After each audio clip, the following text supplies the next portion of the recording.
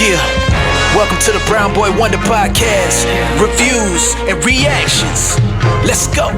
It's the Brown Boy Wonder. Hold it down, representing for the culture. Every episode brings you closer into the mind and the heart of a hustler, where the truth and the groove collide. Stay tuned in, come enjoy the ride. Keep it authentic like that, never hold back. It's the Brown Boy Wonder Podcast. The Brown Boy Wonder Podcast. Subscribe, share, and stay tuned in. The vibe's always on. This is the Brown Boy Wonder Podcast.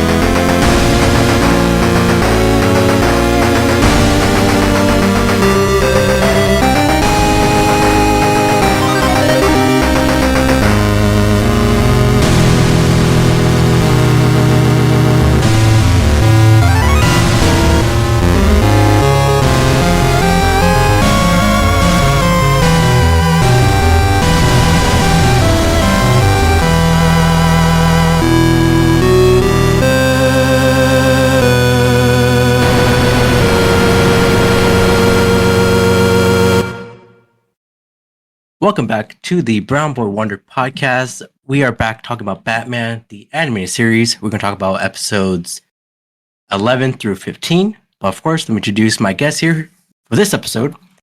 He is, I don't know, he's a little two-faced, but it's Daniel. Daniel, how are you doing today? That's not a compliment. That's a hurtful thing to say. Oh, I meant in a genuine way. All right, dude. That doesn't make it better, but all right. Well, okay, how about you have Batman in your basement this time?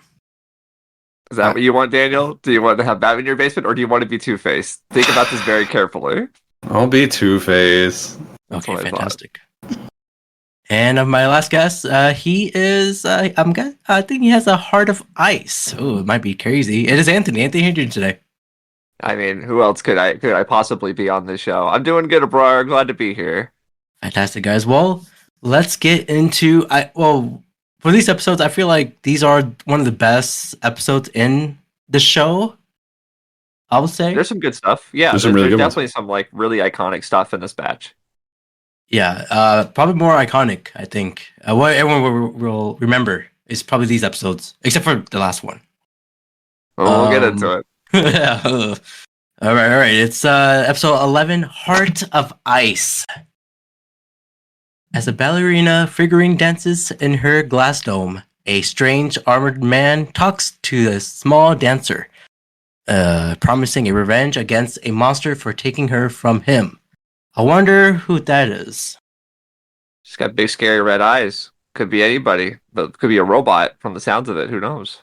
Could be a robot. Could be the space kook from Scooby-Doo. This is the second time you've brought up the space suit on this very podcast. He looks like Mr. Freeze. He's a skeleton in there.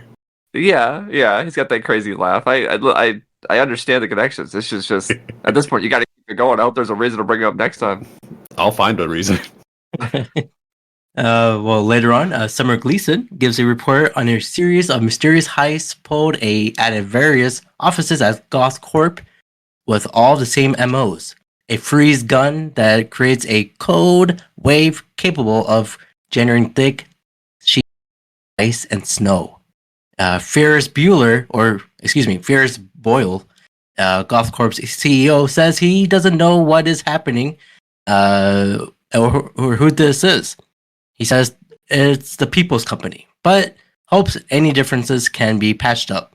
Batman investigates the connection between the robberies in the Batcave. Batman examines a list of the stolen devices and finds that when combined, they formed a larger version of the freeze gun.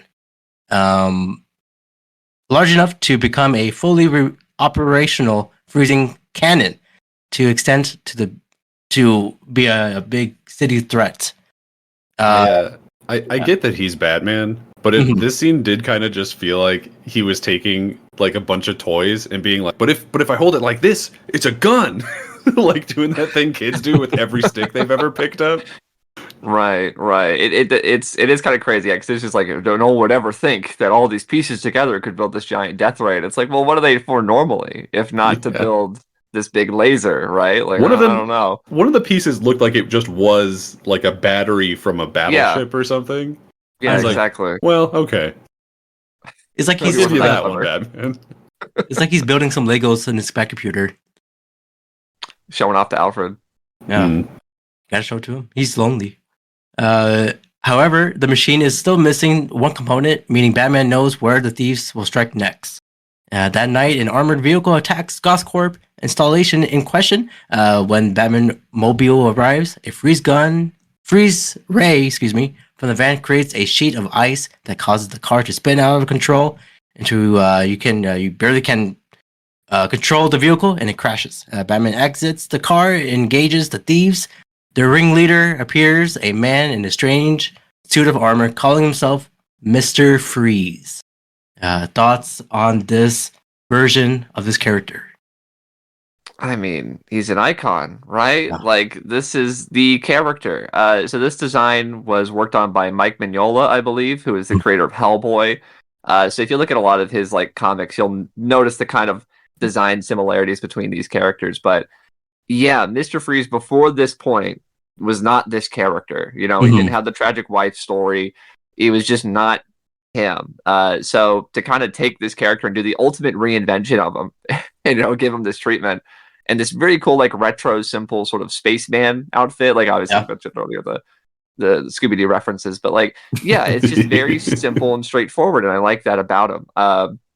Everything about it, he's cold, he's emotionless, those red eyes, but they've got like little eyebrows that come off Yeah. the top, which is very cartoony, I guess, but like it gives him just enough of an attitude while still feeling like an emotionless kind of robot, which is appropriate, I think. Dude, like, he is one of the coolest characters I've seen. I would want to say right now, he is my favorite character in Batman. At least this version. Out of I all the mean, villains. Yeah. There you go. I mean, yeah, this was the version of Mr. Freeze that made him popular. So it makes sense that this would be one of the better villains for you in this story. Yeah, and also his story too, right? I don't want to say he's a villain. Well, He just, I mean, He does bad things. He does He some does bad bad things, things. and he doesn't seem Yeah. to feel particularly bad about them. So he's not a great guy.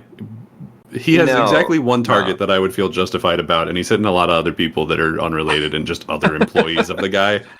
So Yeah, well, we get that in this very scene. We kind of see the problems with Freeze and how damaged he truly is. Because I guess I should go ahead and say Mr. Freeze is my all-time favorite Batman Yeah. villain because of the animated series and the Sub-Zero movie. Like, this is my guy. And you get to see this perfect little story for him within this. You get his backstory. You get to see how he treats people. How do we feel about his enemy being called Boyle? Is that a little too on the nose? Freeze and Boyle, right? I didn't put that yeah. together. Yeah. I guess pretty it's not funny, on the though. nose then. If we It's didn't, not if we on the didn't nose. That sounds good. It worked. I mean, Wow, it that's might it might be a little on the nose, but I definitely didn't put it together. I probably should have, I guess. I should have said it out loud. Boyle. You're too busy making Ferris Bueller jokes. Yeah. Watch his movie. He's pretty good. He fires his freeze gun at Batman, which you should never do, but misses and accidentally hits one of his own men in the legs. Before managing to freeze Batman, Freeze orders his men to leave his boy behind, and then they escaped. Batman manages to shatter the ice himself and is forced to take care of this thug, who is dying of hypothermia, rather than pursue Freeze. Have you guys ever tried an ice bath? No. Ice bath. Well, it's the Yeah. opposite of what the guy gets. He gets like a hot chemical bath. But either way, I've never had either, I could say. No. I know a friend of mine who does it. He says it's not for everyone. So maybe It I should sounds try awful. it. It does. As you said, Anthony, after a special bath to revive the man, he melts the ice off of his legs, Batman says. He said he developed from a code that he encountered, so he made that machine. Pretty good. Batman has the sniffles. Are you guys okay? Because he is cold. You can mark your bingos off the card because he has the sniffles. Okay. Okay. This was is that on the this is where he bingo has the card? greatest. This is where he has the greatest sneeze in animation history, right? Where Yes. it's like every frame, he just it was wild looking. That's a good Batman sneeze there. He visits Garthcorp as Bruce Wayne, hoping to learn who might have a grudge against it. Boyle says the only person he can think is dead. A former research scientist employed by the company whose funding was cut and apparently died in a laboratory accident. When Bruce expresses mild surprise, Boyle in private reveals his true colors. Look, Bruce, that People's Company line is a great PR, but when the wage slaves started acting like their own place, it's time to pull the plug. Again, this guy is a piece of shit. Yeah, it's always a good sign when your boss calls you a wage slave. That's it's always a pretty good indication that you should probably find a new job. Yeah. I mean, it goes to show the difference between like Bruce Wayne and like other CEOs and like business tycoons. Like people often today, especially, will look at Bruce Wayne and be like, "Oh, Bruce Wayne, he's wasting his money being Batman. We could be helping the poor." It's like, well, he does help, and compared to these other people that talk about their employees like that, he's not one of those horrible people. So, just another point to show how relevant shows can be years and years after their air date. Yeah. Talking about evil CEOs and things like. Yeah, it's you have an understanding for Freeze and his problems with rich people and what they do with their money. Victor Luigi Freeze. He should be the next Mr. Freeze. I can see it. I think he's going to be busy for a while. Okay. Oh my God. That's true. As Bruce is leaving, Boyle comments that he is to be presented with a humanitarian award. And we also get a scene of Mr. Freeze with his ice chair and his hideout. Do you guys like that? His Game of Thrones chair? It's neat. Sure, why not?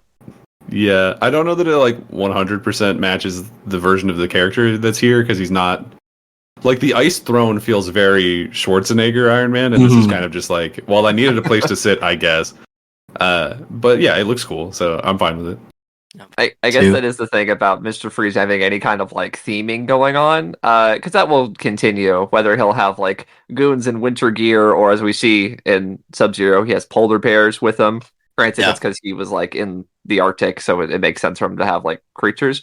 But yeah, you'd think this like cold, emotionless, single-minded person wouldn't bother with like theming in his villainy, right? Like it is a little bit odd to do, but I mean, that's. He's got to have a chair, right? He's got to sit down. The suit gets heavy. Yeah. He only has one mission, is just to, save his wife. In the Batcave, Batman discovers that there might be a cover-up. To be sure, he needs to check Gothcorp's classified files. Alfred handled him what Batman thought it was a knockout gas, but it was really chicken soup. They only need to fight a cold. How do you guys fight a cold? What do you guys do? Ooh. I don't really know. I guess I take a hot shower and sleep. I don't know. That's usually my solution to a lot of things. So I guess that's going to be my answer there. All right. I try to stay hydrated, like Gatorade and everything like that. That's about it. Yeah, this goes to show how ill prepared we are for incoming illnesses. Well, we need some help here. Posing as a security guard, Batman sneaks into Gothcorp's offices and finds a security camera tape with footage of the accident. By the way, how do you guys like his cover up here? He looks pretty nice. Oh, I with like that the he big disguises hair himself. Yeah, it's like he's blonde and. Well, yeah. There's in this batch of episodes we get two disguises. We've got the blonde security guard in this one, and then in a later episode we get another disguise. So Bruce loves the disguises, which I'm here for that. Love it. When he checked the tape, a man named Victor Fries records that he has put his wife Nora into I forgot how to say this word. Excuse me. Cryogenic chamber after she became. Thank you. Terminally, I was about to say crypto. I was like, that's something else. Why? After you she had it right. You becomes, didn't have to go back and I don't know. I need to stop myself. He put him in there because she was terminally ill. To give himself time to do research for a cure, suddenly Boyle and a pair of security guards bust in. Boyle says that Fry's funding has been cut and is using company's equipment without permission. He orders his guards to disconnect the equipment. It's messed up. Despite Fry's horrified objections that Nora will die if they do so. In panic, Fry sees one of the guards' guns and orders to stay back. Boyle, who's scared, attempts to reason with Fry's, but Fry's, he lowers the gun and Boyle kicks him in the chest, sending him crashing down to the table of chemicals, which fill the room of vapor as Boyle and his guards flee the room. Fry's drags a hand over his wife's tank, calling her name. Look, it is real quick. I'll say it is pronounced freeze still, Freeze. even though it's spelled twice. So I know you okay, thank you. I know you said it 50 times. I wish I could have jumped in sooner, but You should have. I know. I'm sorry. But yeah, like this is just a perfect little summary. Like, I guess it is convenient that it's all in one tape for Batman to watch with us, but like, it tells you everything you need to know about this guy, and you get it like just right away. I will say there is a version of this conversation where Boyle is in the right. Because if you go down into the basement of your company and one of your employees has their dead wife in a tube, I think you're pretty well justified to shut that program down if you didn't approve of it. I guess. But he's so clearly like mustache twirlingly evil in this, where he's like he's not concerned about like, hey, this is probably illegal in a lot of ways. He's just like, you're costing me money, SpongeBob me boy, and then he throws a fit and starts like punching people, So it's like, yeah. It's a good thing that Boyle was so evil to make Freeze look terrible. So good. I wish they used this exact amazing scene in Batman and Robin. Not Arnold going in the pool. Oh, right, where the thing goes off and he like flies off into the bat. Yeah, it's a little different in the movie. You're right. Very different. I wish they used this.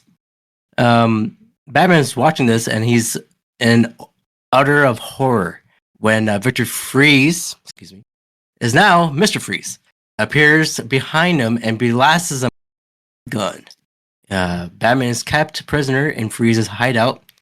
Kind of frozen and without his utility belt. Freeze's men have finished assembling the giant cold gun with which Freeze plans to attack Boyle award ceremony.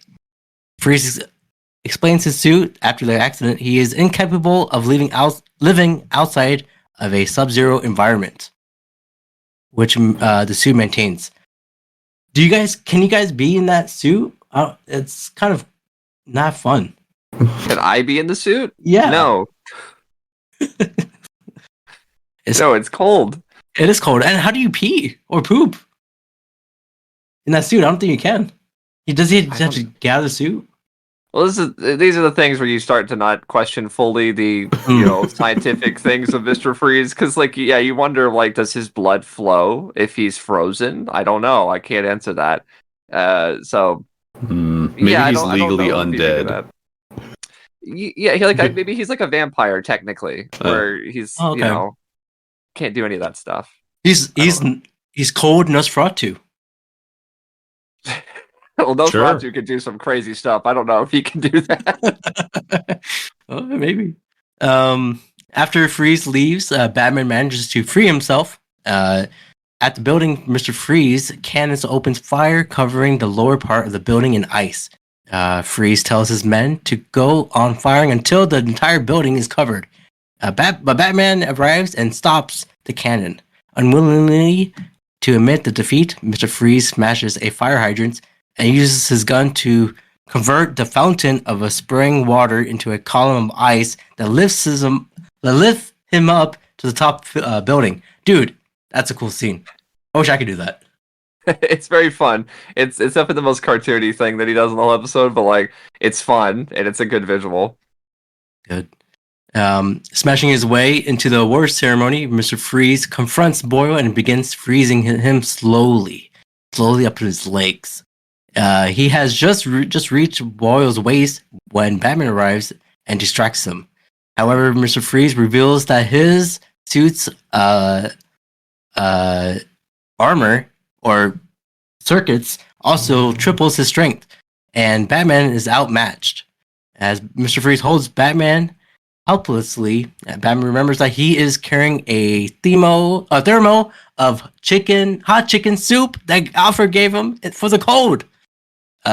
He dumps the soup on his head, and then the temperature differences causes the helmet to crack and shatter, and letting the room temperature air into Mr. Freeze's suit, paralyzing him. Shout out to not Uncle. He's not an uncle. Mr. Freeze. The movie. Alfred. Shout out to Alfred, man.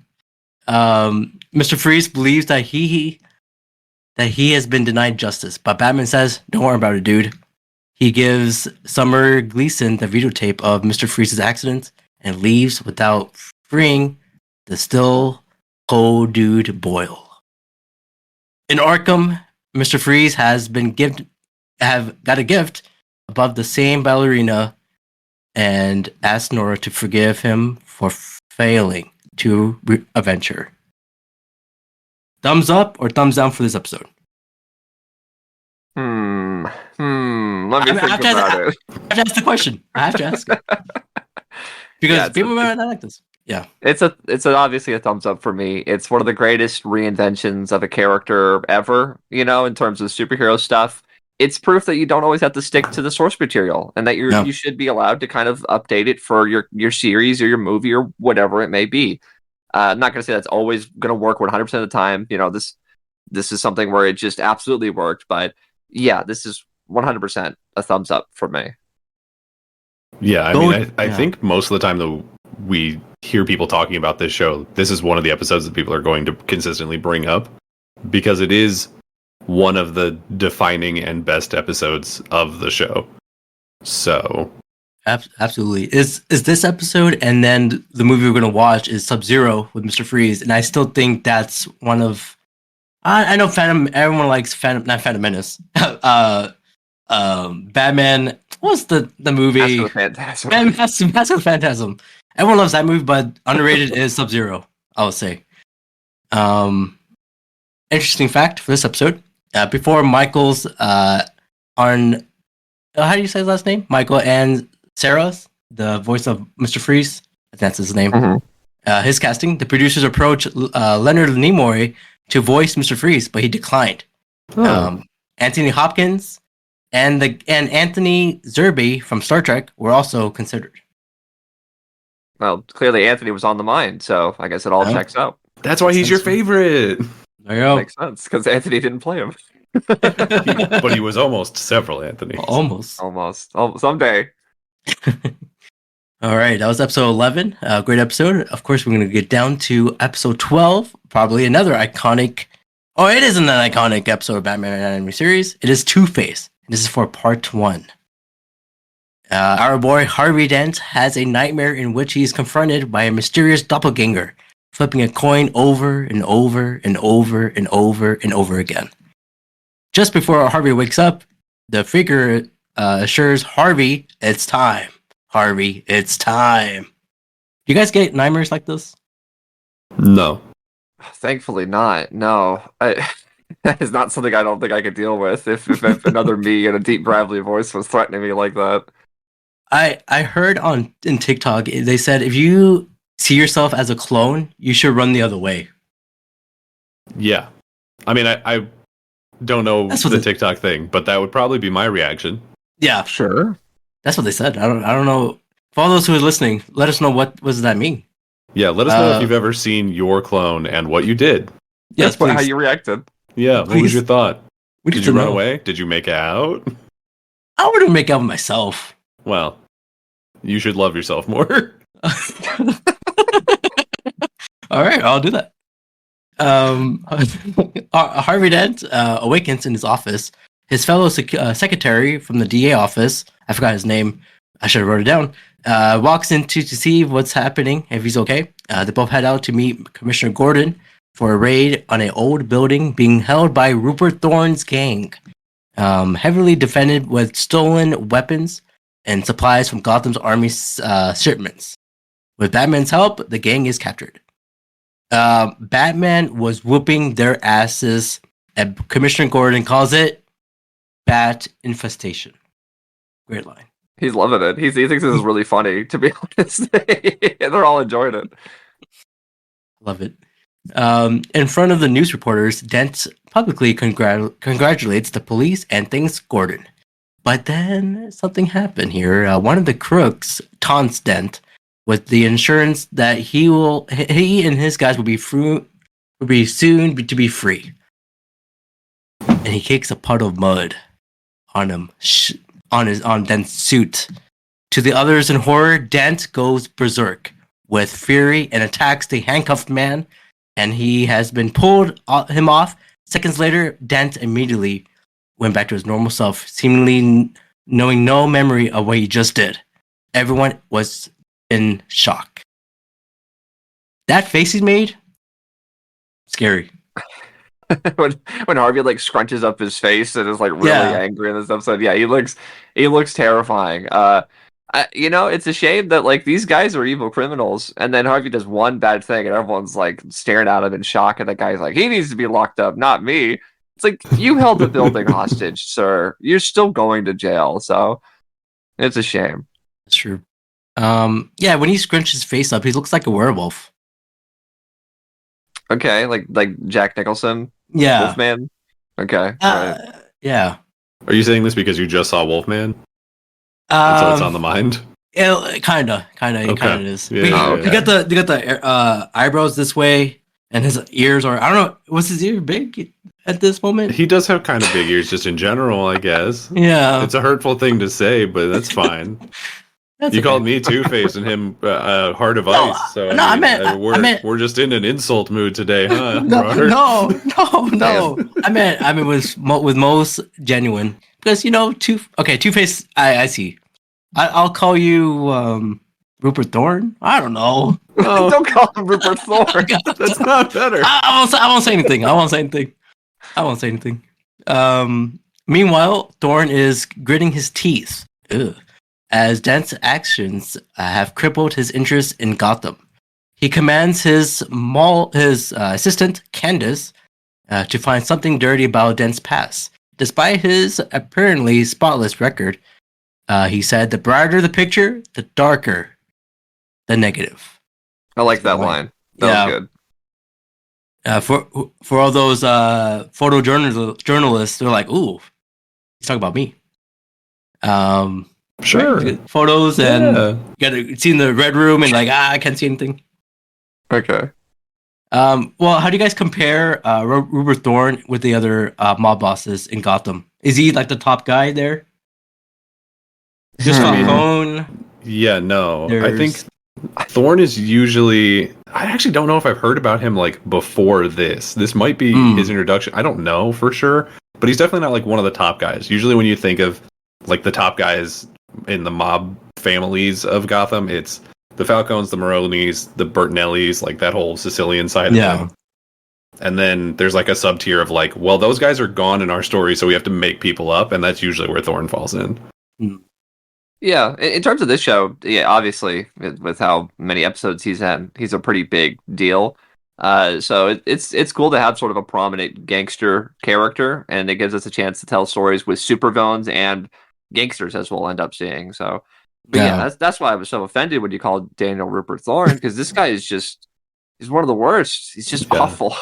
No redeeming qualities. I haven't watched this episode in a while, and I think I must have misremembered it, because I know in the comics the person who has most beef with Harvey Dent is Maroni, and so I guess I just like switched it in my brain to this having been Maroni. So I don't think we ever get Maroni or Falcone in the animated series, so it's They do their best without doing the acid in the face courtroom stuff. Yeah. With that they do it, as much as they can on a show like this. Yeah. Rupert Thorne is a big character in this. Okay, you don't gotta call him fat, universe. dude. Well, he's not that fat. He's not Biggie's from the Forgotten episode. He's not that big. He's definitely not. Yeah, he's not that big. that dude was cartoonishly fat. He's like Otis. He's like that type of weight. He's still muscular. Now we're insulting a real guy. Shout out to Otis. I won't go. You're Batman. No. Hey, Daniel. You're Batman. It's too late. It's too late. Damn it. All right. A short time later, Dent has another violent outburst in public when he is told that Thorne's man has been released with a lack of evidence.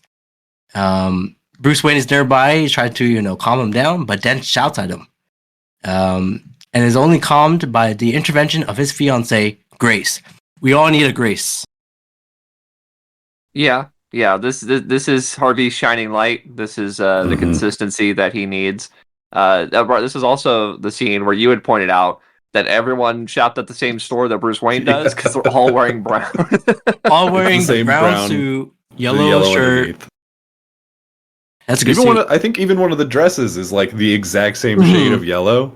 Yeah. And it's just like I think we had a color budget on this scene. You know what? In the next week's episode, I'm gonna dress up as that. I'm gonna get that brown suit, I'm gonna get that yellow shirt, I'm gonna get that tie. The I'm brown gonna do suit wonder. Oh. I'm gonna have to change my name now. I'm gonna have to change my name. Concerned, Bruce advised him to seek help, like mental help. Dent is like, dude, but he appears to be vulnerable during the re-election campaign, so he's like, I'll do it. Under hypnosis with Dr. Nora Crest. Is she in the comics? This hypnosis person? Not that I'm aware of personally, so I don't know. While she was doing hypnosis with Harvey Dent, Candace is eavesdropping. But we get a alternative personality dubbed by Big Bad Harv appears, who begins flipping a coin over and over and over and over again. Calls Dent a wimp. I want to say the B word, I'll say wimp. Crest tries to reason with the violent personality, but it refused to let Mr. Goody Good take over. After Dr. Crest is nearly thrown from the window, she snaps her fingers and Dent is back, but he's shaken. And he's like, can you keep this a secret, Miss Lady, for during the re-election campaign? He's like, all right. Do you guys think hypnosis work? Because I don't think so.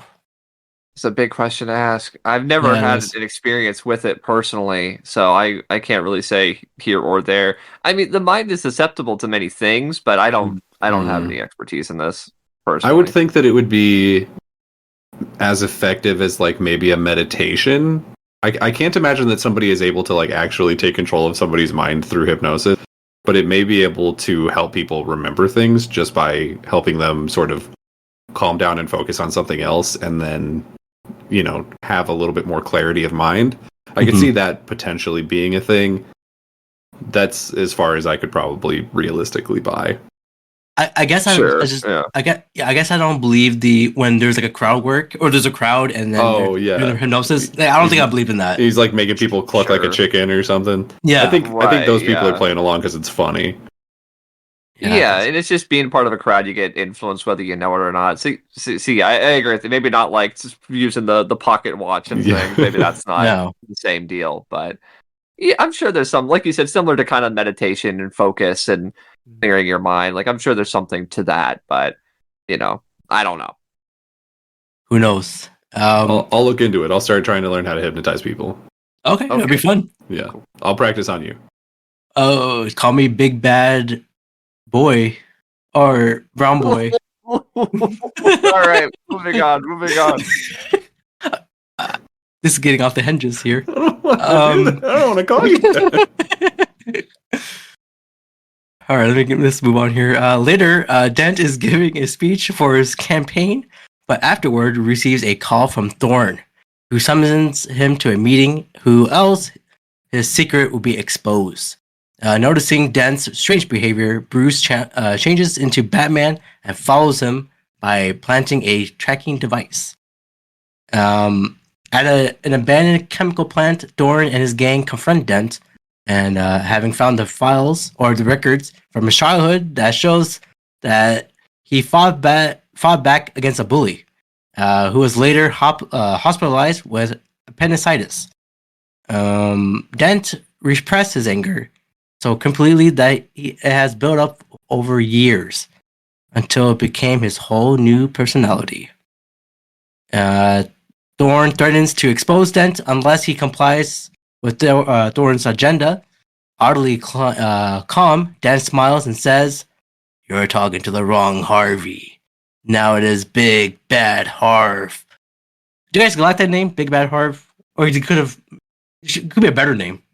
I think it's fine. It feels like the name he would have given him like when he was a child, and so I think that makes sense given the backstory of it. And also, like, it is still technically a kid's show, so I'm fine with it. I don't think it's a great name, generally speaking, but it switches to Two-Face pretty fast anyway, so who cares? True. True. Like, what else do you call it, right? Like, do you give it, like, an official name or something? When you know it's already going to become Two-Face, like you mentioned, do you put that much effort into giving it a full-on name? Like, no, I think it's, like you said, because it's a show for kids, you want to keep it straightforward, and eventually he'll just be Two-Face, so it's fine. Yes. Maybe call him The Debt Collects. Ooh, it's like a debt. That's why they called them. That's why they called them Big Bad Harv. Is because of that. That's why. Okay. There you go. The writers are better than me. Big Bad Harv rises and attacks Thorn and his dudes, wiping out the gang with no aid of the Batman. Harvey, that movie, Big Bad Harv Rises. No, I wouldn't watch that. Actually, if it's a spin-off on Max, I'll watch it. No, I'm joking. I can't lie to myself. I would definitely watch like a Penguin show Two-Face type deal. I think that would be awesome. Even if they called it Big Bad Harv. Big Bad Harv Rises. Big Bad Harv. I mean, as we're seeing in this very episode, Harvey Dent has so much potential as an interesting character. You know, like seeing him transform from DA to struggling with mental health to this, it's like, yeah, Harvey Dent is definitely one of the top tier Batman characters. Absolutely. Big Harv was beating up everyone there. He's like a madman. But Thorn grabs his file and runs out of the office through the plant, and Dent runs after him. This is one of the big moments here, guys. One of the Thorn's thugs opens fire with a gun, and Batman knocks his aim off. A stray bullet hits a electrical switchboard, and a live cable falls into the vat of chemicals beneath the catwalk, where Dent has been face down. The ensuing explosion tears through the catwalk and nearly kills Dent.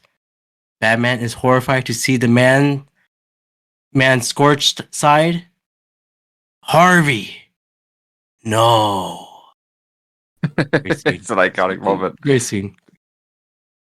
Oh, you know what? I replayed that 3 times. I was like, let me enjoy this again and again. Is it because the no is like a little goofy? It is. No. It's like, no. Oh. Robert Pattinson, you gotta watch this episode. I'm sure he has. He's pretty much our age. Yeah, that's true. Oh, yeah, he's like 31, 32. I think he's like 34, 5, but yeah, he's like not far off. So he was like he was in the 20s when he did Twilight. That feels about right. Yeah. Shout out to Twilight. Dent is. They said this is good movies. I don't believe them. Dent is rushed to the hospital while Bruce is worried about the man's mental scars. Smart. Thorn believes that Dent is out of his hair. At the hospital, the doctor removes his bandages, confessing to Dent that there will be some scarring. But when the bandages are gone, both the doctor and the nurse backed away in horror Dent demands to see a mirror. This scene reminds me of if you guys remember Twilight Zone when everyone had like the pig face and the lady. Yeah. It was kind of like that scene. Right. I was thinking you're gonna make a comparison to Batman '89, right? Where That too. the Joker comes out, he's going mirror, like it's almost directly like that. Oh yeah, for real, it is pretty good. Good movie too. Grace walks down the hall to Harvey's room carrying flowers. That's a sweet girl. Then hears a horrible scream and sees Dent bolt from his room, clutching his face. He turns at the sound of her voice and sees one side of his body has been completely scarred by the chemicals. And there's like a thunderstorm in the background, and there's a lightning scene. Great cinematography here. It's like making him seem half human, half monster. She faints away. She faints on the ground. Dent is like, "Oh shit!" and he goes through the window. I don't think he said that in the kids' show, but that's fine. And that's it. That's part one of a cliffhanger. Great cliffhanger, I think, for this show. Top 5. Yeah. It's the birth of Two-Face. Like it's official. You want to see what happens to him after that. You have to know. Yeah, I think my favorite thing about this is that we got a couple episodes of seeing him just as Harvey first, so we understand that relationship between him and Bruce. I think that's really important. Yeah. And, yes. I mean, they make a couple of changes to what I would consider like the atypical, Harvey Dent Two-Face origin, but not a ton. Like it's really just like honestly flavor stuff more than anything. Like it being Thorne instead of Maroni, or like the fact that his not wife is called Grace instead of Gilda. Like it's a lot of just like very small changes like that don't really make a huge difference. Those ones make me a little curious as to like why they made those choices of like, were they saving those characters for other things? Like I'm sure there was a reason, and I'm not like upset about it, but I'm curious what the decision there was, because it would have been very easy just to be like, well, it's Gilda. So I thought the same too. It was like, it's almost the same G name, like it's kind of different. There had to have been some reason for it. Maybe there's like a trivia somewhere. It gotta be somewhere. I like how we were watching these episodes in the way we are, because we do, as you said, Daniel, we get some glimpse of Harvey Dent with Bruce Wayne. So it's not automatically we went Two-Face. We know Harvey Dent a little bit. Yeah, in the like aired order, is this the first time we see Harvey Dent? Do you know? I have to check, but I don't think so. Okay. I think there's like one episode of Harvey and then this. But I'll find out later. Okay. All right. We won't judge this episode because it's a two-parter, but let's get into episode 13, Two-Face Part 2. Some weeks later, Dent now calls himself Two-Face and has recruited 2 henchmen, twin brothers, Min and Max. Their car pulls up outside of one of Thorne's bookies, and Two-Face flips a coin. Both sides are stamped with a head, but one has a deep scratches. Two-Face flips a coin to determine whether they will hit the bookie. The coin lands on bad, heads up, and they raided the place. After cleaning out the safe, the cash drawers, and taking the crate filled with silver dollars, one of the twins sees a diamond of a woman's finger and starts to take it. Harvey's like, dude, let me flip a coin. Saying jewelry wasn't that part of the plan. The coin lands on good, heads up, that means just leave it alone. And the henchman's like, oh shit, you kidding me right now? You gotta take this. Two-Face orders him to leave the ring. Before leaving, Two-Face empties his gun into the walls and the television screens, leaving a message for Thorne. He's going down. All right, we have this version of Two-Face here. What do you guys think? Great. I think it's a pretty iconic look. We don't get blue as like a Two-Face look very often. Classic Two-Face is like green, and then a lot of modern Two-Face is more of like a burnt, scarred up texture to it. So it's sometimes red, sometimes just fleshy. But I think the blue really stands out. I think it pops in a way. Sure. And similar to we were talking about Freeze, where like everything about this scene just sets up that character and what he's all about really, really well. It makes him unique. It sets up his goal of taking down Thorne. and how we were talking about, would Freeze really have ice themed things and want to go in full on thematic? Yeah. It's like, probably not. But Two-Face, because it is all mental and it's kind of his driving force, it's a bit more believable that he would try to go into the whole two thing because it's more of an obsession. It's like a really deep rooted thing as opposed to like an happenstance with Freeze.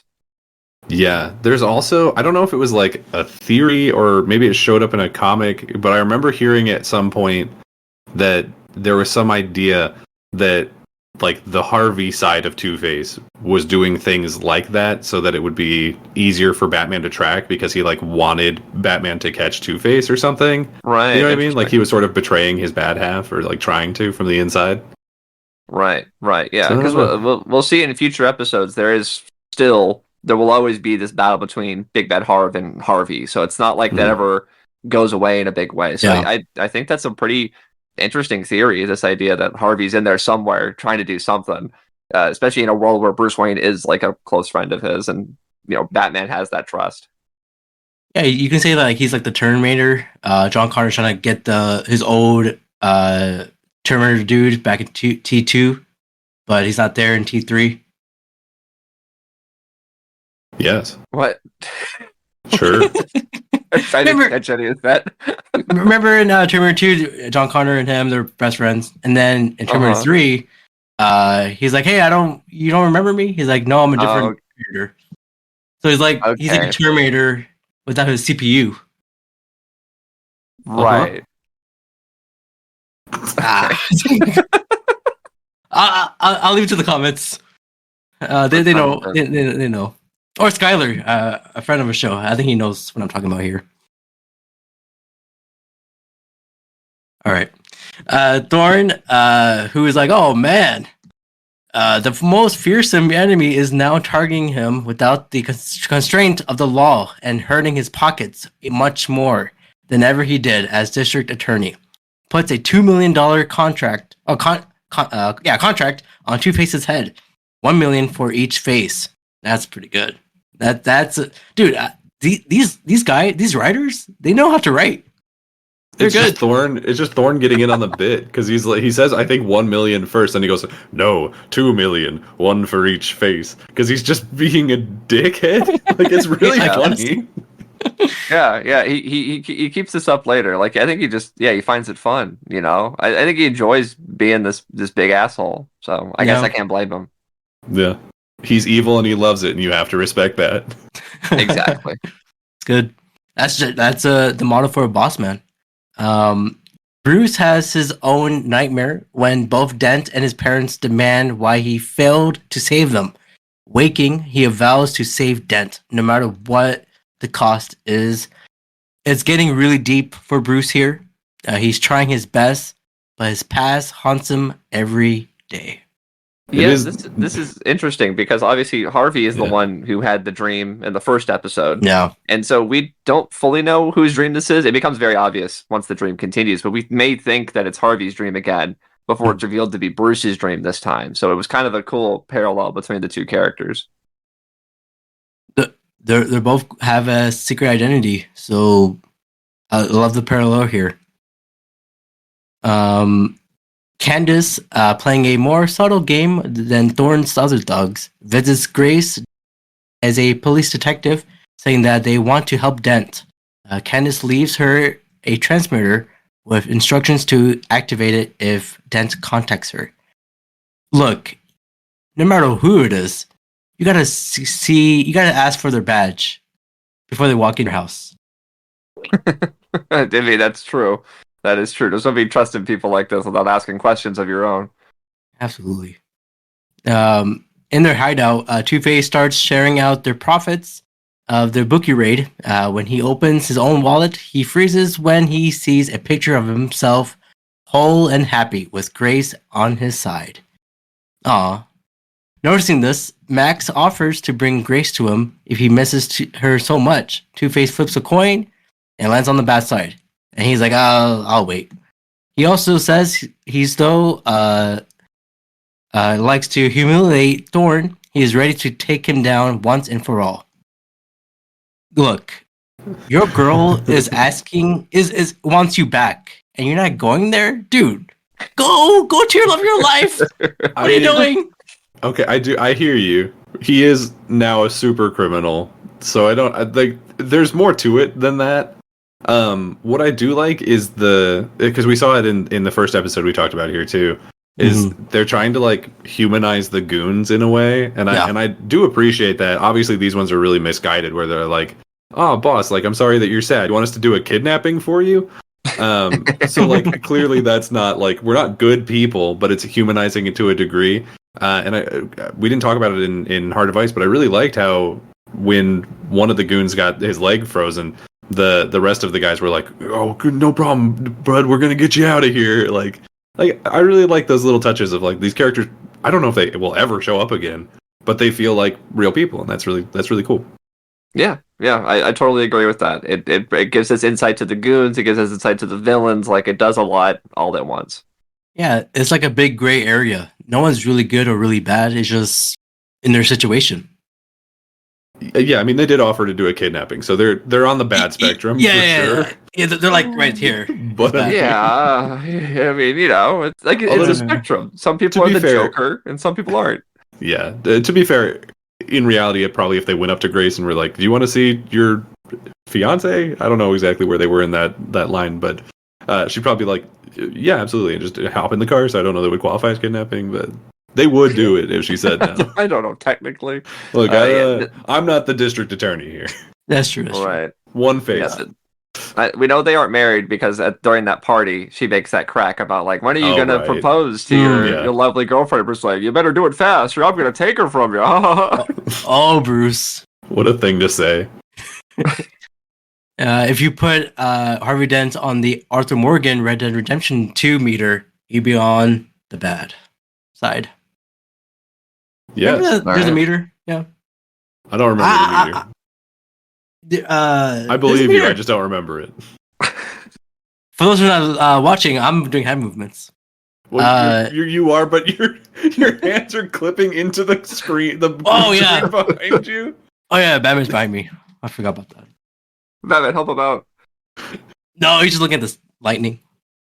Well, Batman looks at Two-Face list of targets, all of which, besides of having some relation to the number 2, are front for Thorne's activities, and predicts the next target.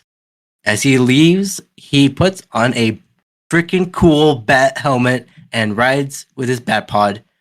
I thought that's a cool bike. His helmet, man. I need to buy that helmet. Yeah. Even though I don't own a motorcycle, I'll just wear that helmet in my car.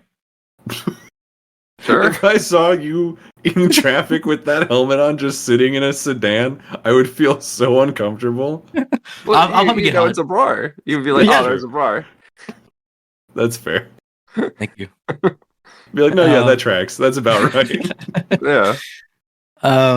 At the office of Thorne's attorney, last name Doubleday, Two-Face and his men find a file on Thorne with evidence galore of his criminal activities.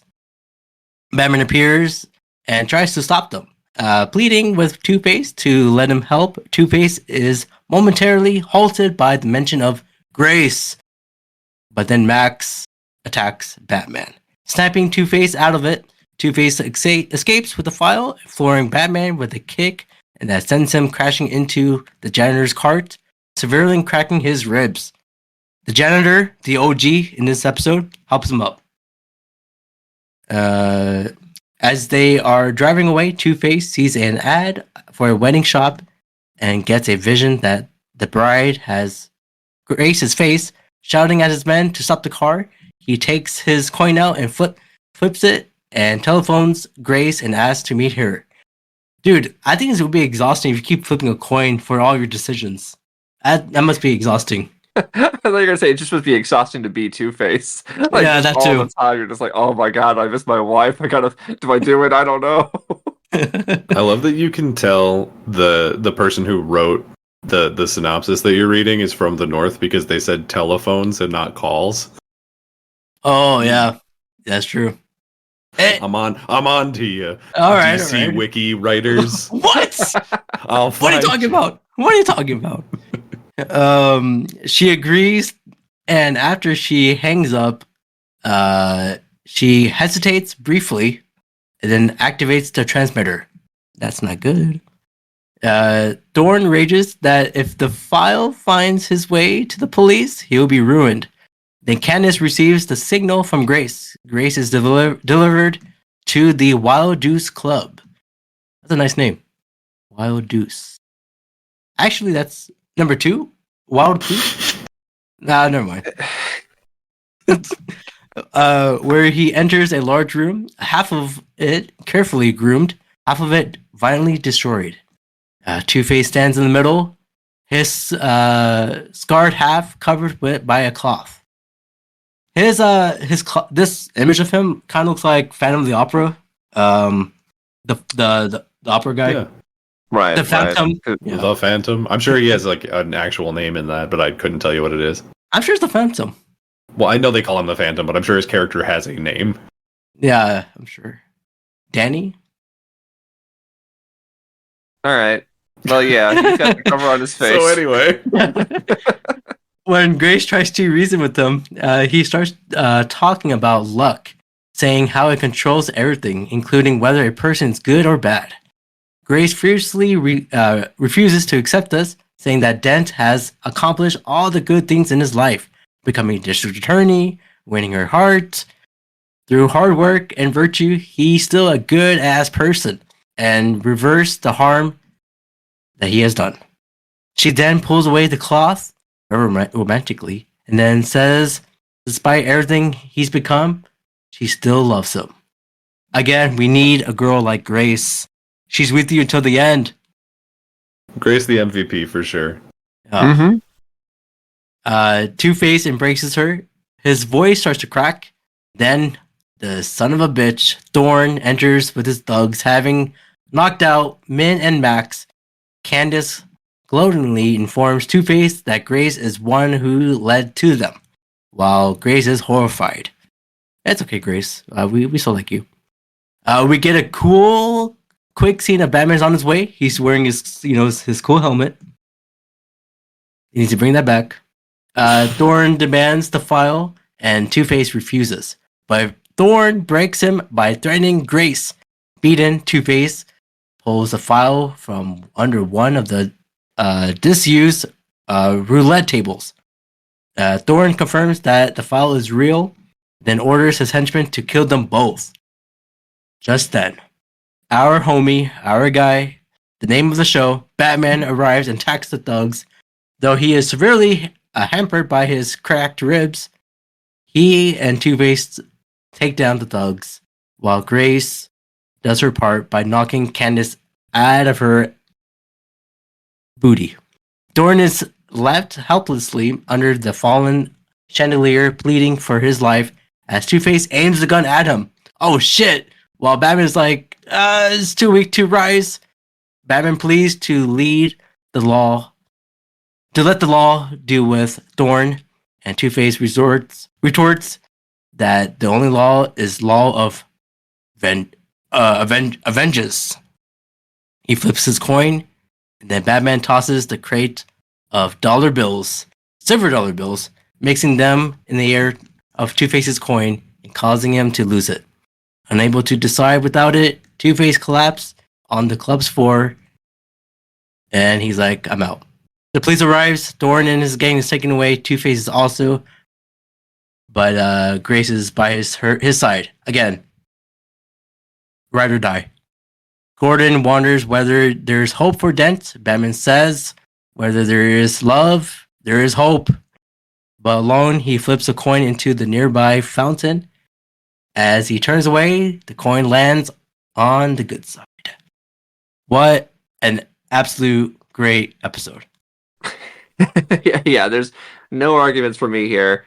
It's just a great episode for pretty much everyone involved. It's just a fun Batman sort of typical adventure, but there's so much more to it as well. So yeah, there's no reason for me to have any complaints about it, honestly. Yeah, I mean, I'm in basically the exact same boat. I think this is Another banger by Batman the Animated Series.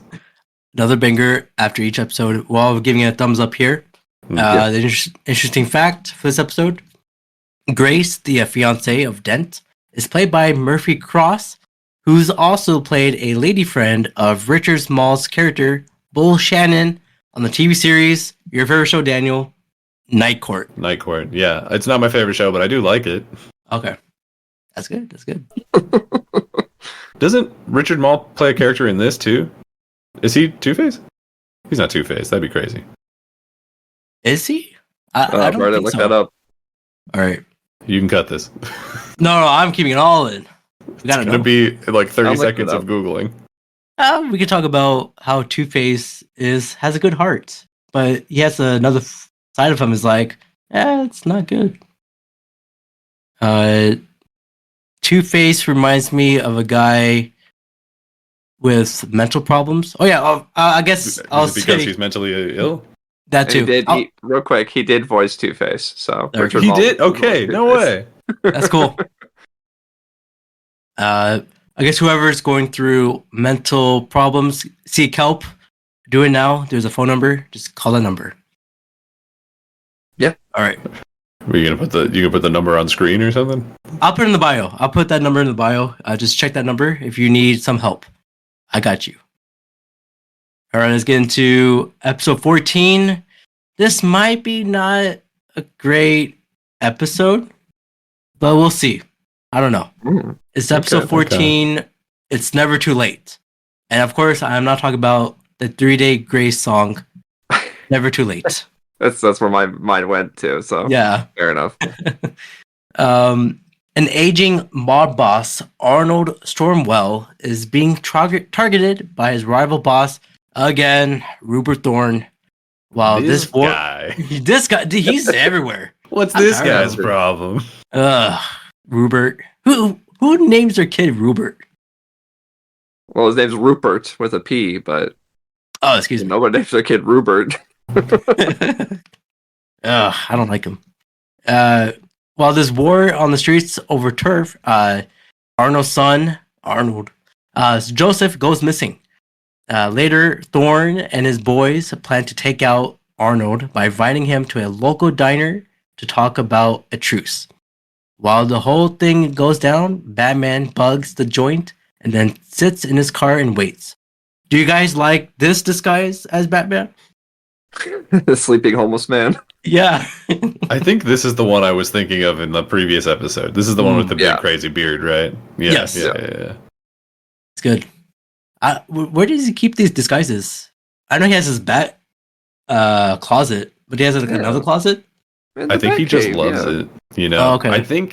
I mean, I don't know if it's canon in the animated series, but I think it's actually in the comics. A lot of the times, the person who's trained him in like acting in disguise is somehow Alfred because he was like an MI6 agent or something. That's true. Yeah. So maybe he's like Alfred borrowed it usually from has, Alfred's like, a- collection. Alfred has like a theater background in some cases, Yeah. so that's usually where he gets that from. Which I was talking about that with Ray earlier, where it's like I like an Alfred that is multifaceted. It's like, yeah, it makes sense for Bruce to travel the world and learn to be like a detective and escape artist and things like that. But there's things that Alfred could teach him too. And yeah, sometimes they do boil it down to just MI6, which I'm not always the biggest fan of. But yeah, in some cases, it's like Alfred just has a theater background. Alfred did a lot back when he was young, so He's an old guy. Yeah.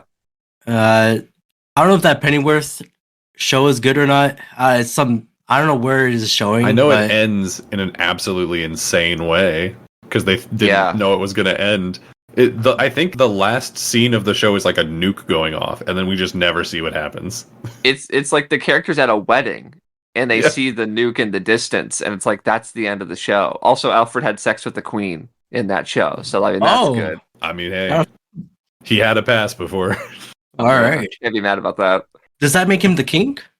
Look, no, but Some it is respectable to know that he can pull crown. That's good to know. Oh, the crown. Arnold Schwarzenegger. No, he's not Arnold. He's an old Arnold. He's an Arnold now. Excuse me. Arnold, while being driving Driven has a flashback to when he was a kid, and him and his kid brother Michael were talking while at the train yard. Arnold got his foot stuck in the track, and at the last minute before the train hits him, he jumps out. However, the other train track also had a train, and he almost died. But the flashback ends almost. Oh, we'll get into it. The flashback ends with him staring at the train lights. Meanwhile, Batman meets Father Michael to tell him that the time has come and Arnold will need help. If a priest has given up on you, then that's pretty bad. Yeah, I would say so. Like if you're a good priest, at least in fiction, right? You should always be working for God and saving people's lives and things like that. So maybe this guy has a reason. We'll find out. But as of right now, that's not a good thing. I would not feel good. Yeah, not a great look for sure. All Arnold God's children are special, except that one. That one sucks, and I hate him. Not that one. He was like, "Oh, that guy." Arnold confronts Rupert, thinking he was one who took his son. After Rupert tells him that he never gets involved in family, Arnold relaxes for a bit. Then Rupert leaves the room. The lights goes out, and the building explodes. Kaboom. Next, after Thorne and his men leave the party, in the distance there's a noise. Batman then is being seen saving Arnold jumping off rooftops. Batman then takes him through the parts of the town explaining his history. And that it has to be stopped. After that, they went to the Sunrise Foundation, a drug rehab center. Arnold tries to resist going in, but Batman punches the wall next to his head. They go to the room and finds his son, Joseph, in the bed, and his ex-wife, Connie, nearby in a seat. This scene is crazy. This is a crazy scene for a kid's show. So he's talking about drugs and how it could affect other people around you if you're doing this type of behavior. It's kind of deep for a kid's show. Yeah. It does kind of have that twist of like a backdoor dare episode. But I think they skirt around it well enough that they aren't like getting grotesque about it. They're not talking about like the kid's just laying in a bed. It's not like they're being like it's gonna kill him. It's this and that. Like they're not really going into too much detail about it. Yeah, just like he did drugs and now he has to be at a hospital. Like that is what happens. I liked how much this shows. Like this tells us a lot about I forget the main criminal guy's name. But it tells us a lot about just the way he is with relationships, that he didn't know that his son was on drugs, clearly doesn't speak to his wife anymore, and then we'll find out later doesn't really communicate with his family seemingly at all. So he's just so completely wrapped up in his own life that he's not paying attention. Yeah, it tackles a lot. It really does. And, this is, comparing it to other episodes, we're talking about iconic villains like Two-Face and Mr. Freeze. This one takes, a fairly different approach in its way. Like, I liked Batman's confrontation with this guy, and he's like, "You're pushing drugs," and he's like, "Prove it." I make candy. Good luck with that, asshole. So it's a very, very interesting, way more personal kind of story. And like we mentioned with Rupert Thorne earlier, where it's like, he could be involved in supervillain stuff, or it could just be involved in, stuff like this, and it feels appropriate. Yeah, and Batman just showing like, dude, like, you're doing terrible things. Be a good guy. He's like, all right, I'll do my best. Well, we're about to find out what's about to happen, because next, Batman takes Arnold to an old building near the railroad yard to get the papers on his mob bosses. Arnold says, "Here's the papers," and Batman looks to see the papers are fake, and Arnold holds a gun. That didn't work well. That was funny, where it's like, "These are dummy reports." He's like, "Yeah, and you're the dummy." Damn it. He almost had him.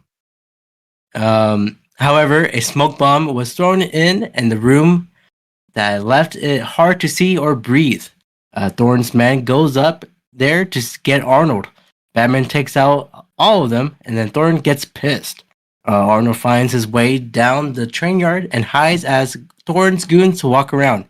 Later in the train yard, Arnold has the same flashback back in the day of him losing Michael and his legs. But don't worry, he saved Michael from dying. Then appears Michael, aka the priest. He was talking with him. So Michael, the priest, is his brother. Dun-dun-dun. Big reveal. Big reveal. Big one. Michael reminds him that about all the stuff that happened, and then he said to do this for Joseph and for his little brother. As all that happened, Thorne finally sees Arnold and gets ready to shoot at them, but then Batman jumps in and saves the day. The cop shows up, and then Arnold tells him that he has a statement to make. I guess it worked out that Arnold is now confessing what he did, what was wrong, and that's it. That's it for this episode. What do you guys think? Was it thumbs up or thumbs down? I say thumbs up. I was surprised to hear to say that you were kind of iffy on the episode because I thought this was really, really strong. Especially when there's times where you're sort of led to believe that a child died by train until it's revealed that he just lost his leg. Like I was like, oh my god, I don't want to be one of those people that's always like, this is a kid show. You can't do anything because You can't do that. I think you can do certain things, but that was something where I thought that was really deep. And there's no cartoony villains. It's just kind of people facing the facts of life. So yeah, I think for what this episode is, it does a really good job with its message and with everything there. So I give this one a thumbs up. I really liked it. Yeah, for I don't know if this is like one of the ones that people talk about a lot, but it's certainly one of the ones that at least in this process I've liked the most. Mm-hmm. I think it shows a couple of really important things. Is I think we don't often see just in not specifically in this show, but just in media takes on Batman, we don't often see him like actively trying to reform and make the criminals better. It's usually he just like punches a guy and then throws him in Arkham and then they break out later, and that's pretty much the extent of it.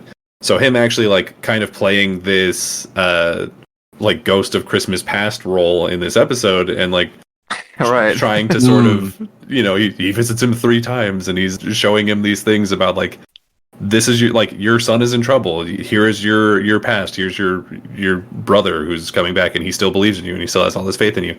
Like that's really cool. Right. I think that's a really important facet of the Batman character that we don't see enough. Is like he does have a lot of compassion for even criminals. Like he doesn't just want to lock them away or like do the Punisher thing and kill them off.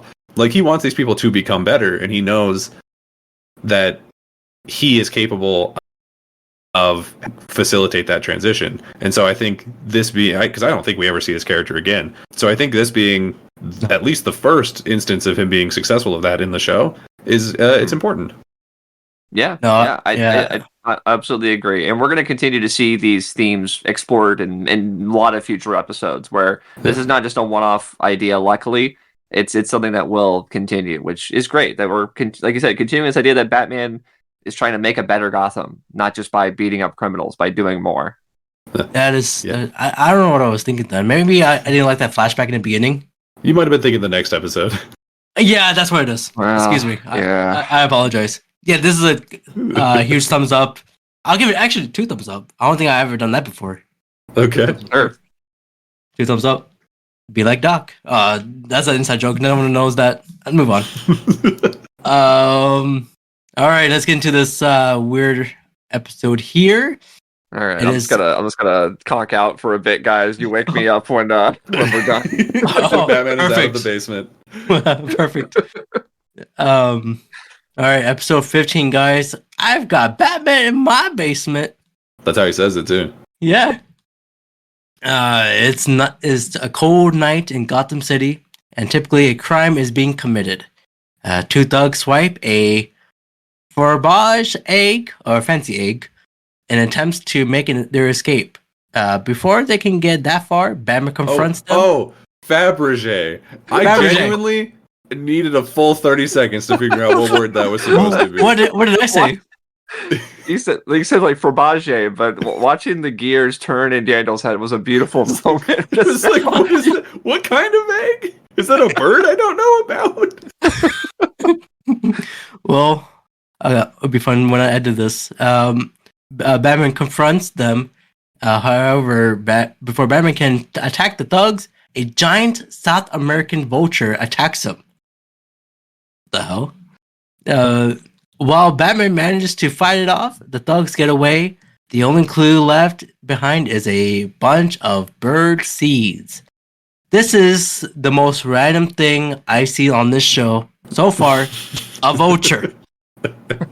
Well, we've had like Vulture, that's a Spider-Man guy. Yeah. You know, I was trying to think like of other things, but like I guess you're right. As of right now, just a big vulture. It's kind of weird. Like that's the main point of this episode. Is kind of disturbing.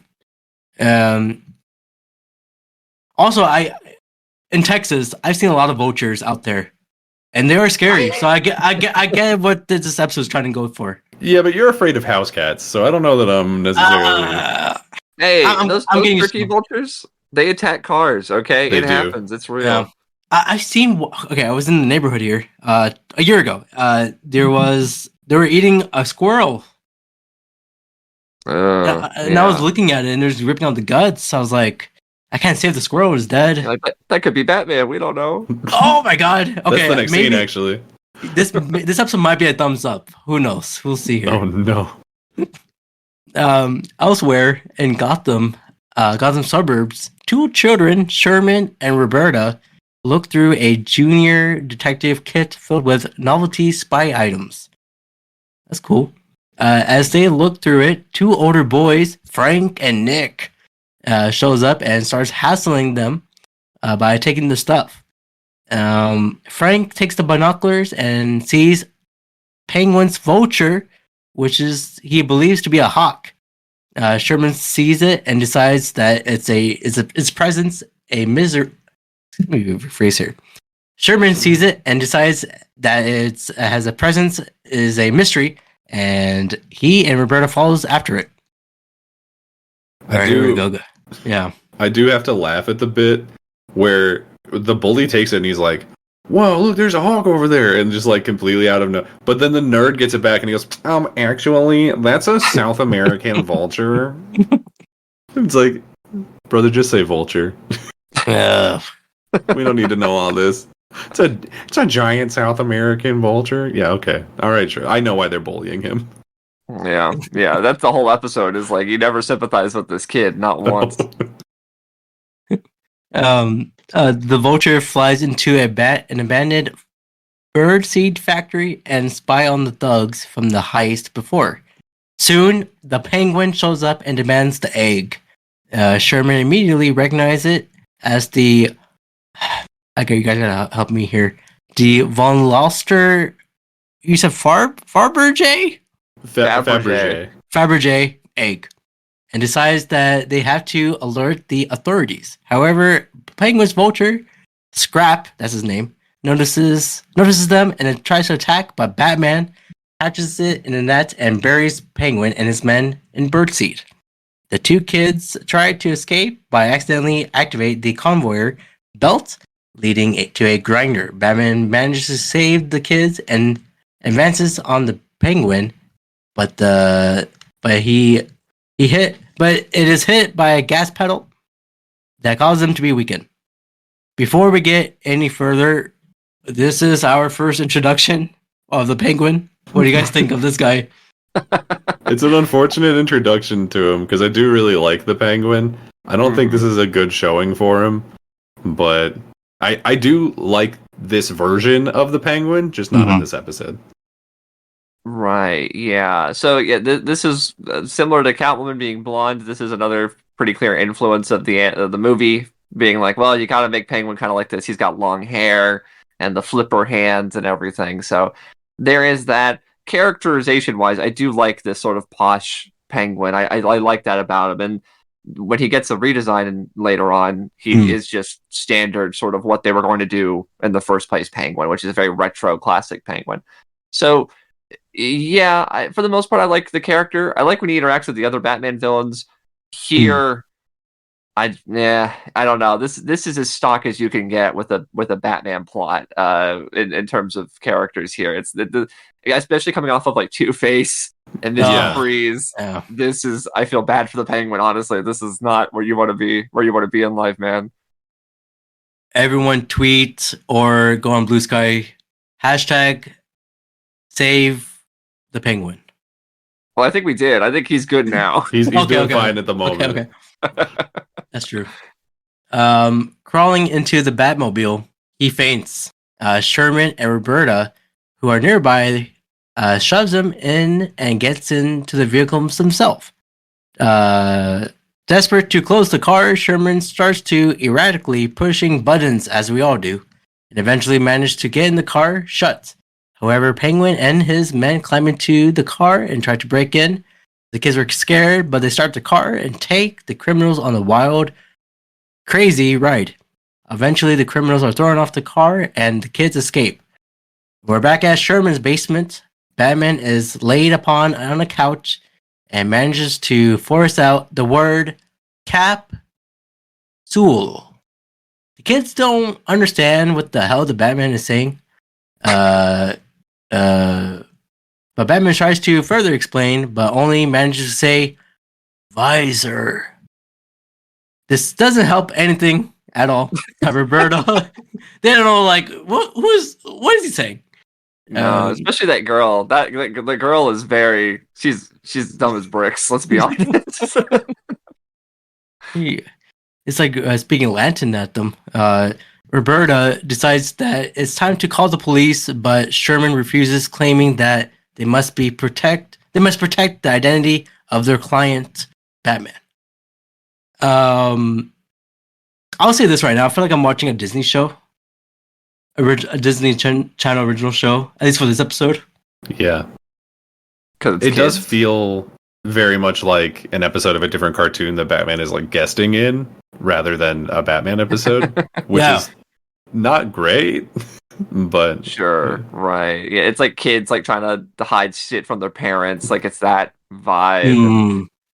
Yeah. I don't know what it is about this show, man, and kids. They just, when kids are the focus, I lose focus. I don't know what it is. Famously hates kids. I'm sorry, Hey, the flashbacks to the crime boss as a kid, those were good. True. More stuff They're like good. that. Not these kids. No, thank But you. those are the kids from the 1920s. These are kids now. So I don't know. Kids were Yeah, different kids these days. Later, Frank and Grant, the two bullies, show up and discover the Batmobile. While playing around in it, they discover a package of the capsules underneath the car's visor. Sherman suddenly realizes what Batman meant and takes the capsules, but our bird... No, it's not our bird. I hate this bird. Scrap arrives. Sherman manages to run inside and is followed by the two older boys. Upon discovering Batman, they try to unmask him, but Sherman stops them. It's like the scene in Spider-Man 2, and when he was in the train, he's like, "Hey, just off the mask." And they're like, "No, he's Spider-Man." So I guess I like that part in that scene. Is it this version of Batman that we later see someone try to take the mask off and it electrocutes them, or is that something else? Dark Knight. That's Dark Knight. That's Dark Knight. That was the movie, The Dark Knight. It's just pieces in my brain that just scramble together. I'm like, this is Batman lore. Surely it must be. Oh, it is. True across the board. Just then, the Penguin and his men arrive and disable the phones nearby, preventing the kids from calling the police. The trio breaks in and begins to search the place. Disgusted, the Penguin calls the furniture. Oh, there's a lot of words I can't say here. Did he say Borgias? Can you type it? It's Bourgeois. It's like some French word. Bourgeois? Bourgeois. I think that's what it is. I didn't really catch all the letters you were saying, but I think that's right. Bourgeois. Maybe. I don't think that's it, actually. He called it bogus. He called it There we bogus. go. There we go. But then he also smashes it. He and his thugs run to the traps set by the kids using equipment from Batman's utility belt. Guys, we reviewed this movie. It is Home Alone time. Yay! What do you want me to say? I don't know. I'm trying to make this episode great, but I can't do it. This episode sucks. Unfortunately, the traps only proven to be a minor delays. After being infectionally assaulted by the kids, the Penguin and the men chase them into the basement where Penguin finds the egg and tries to kill Batman. However, Batman snap. I was close. Sorry, this is he said bourgeoisie, which is just like a French word for middle class. Damn. Anyway, go on. It's not important to anyone but me, I'm sure. I don't know, I care. However, Batman snaps out of his stupor and attacks. He easily manages to beat Penguin's thugs, and after a brief sword fight with the Penguin, in which Batman uses a screwdriver, he manages to capture the criminal mastermind. Just then, Miss Grant, the biggest villain here, arrives and is furious to find her house in such a state. However, she forgets to being angry, and when she sees Batman, I think we need to see a Miss Grant and Batman rom-com now. You're shipping Chemistry. Batman with this random mom? Yeah, their chemistry is unmatched. Okay. Yeah, they are not a match. I'll agree with that. Later, Sherman hangs 2 newspaper articles about the Penguin captured and Scrap being taken to a Gotham Zoo. Sherman now has the respect of Nick and Frank, who are now working with him on his own junior detective agency. Thumbs up, thumbs down. Come on, this is a thumbs down. This is historically a bad episode, or at least an unpopular episode, I guess you could say. Yeah. Similar to episodes like last week that I talked about that I didn't like, there's just nothing that connects with me personally in this. Like, we talked about a lot of strong episodes in this little batch here that are like iconic top 10 level episodes. This is just, it doesn't do anything that I find interesting or fun or any of that, really. So that's really it. That's why it's thumbs down for me. Yeah, it's really unfortunate that it's in the company that it's in, because like you said, the 4 episodes preceding this are some of my favorite episodes potentially in the entire series, at least so far. So it having to immediately go up against those probably does make it look worse than it actually is. It's like maybe in like right. In its own bubble it's like maybe fine, but in the context of watching these 5 episodes back to back, it's just like, what are we doing, bud? Like, we were filling for space on this one. It's just bad. I do have an interesting fact for this one. We also agreed on a bad episode. All 3 of us. I think it's the first time. Yeah, a unanimous bad episode. That's good. I like to hear that. Again, I have an interesting fact for this one. Even Bruce Timm regrets making this. He said, I can't even watch that episode. It's the epitome of what we don't want to do with Batman. Strangely enough, kids like it. The script came in and it was terrible. Normally, I tell the director to do what they can do to make it more interesting, and nobody could figure out what to make out of it to make it interesting. The storyboard artist didn't care, and it shows.